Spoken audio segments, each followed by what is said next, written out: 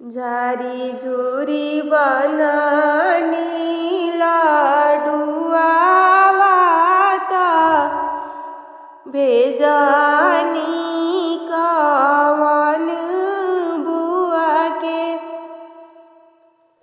झारी झूरी बनानी लाडुआ वाता भेजानी कवन दीदी के। आरे सगारो लाडुआ बुआ खाई गईली जानुआ देखे नहीं आईली।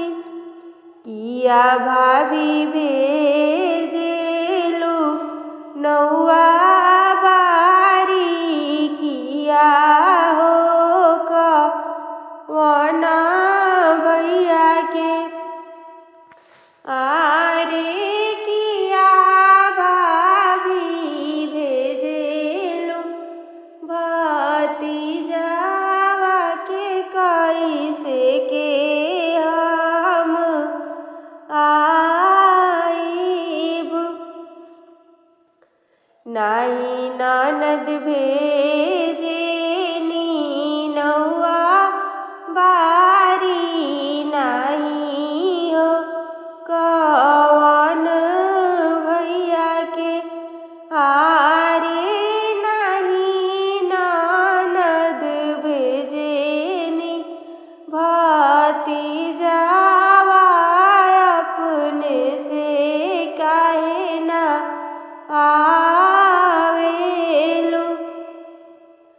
आरे नहीं ननद भेजेनी कवन बाबू के अपने से चली आई।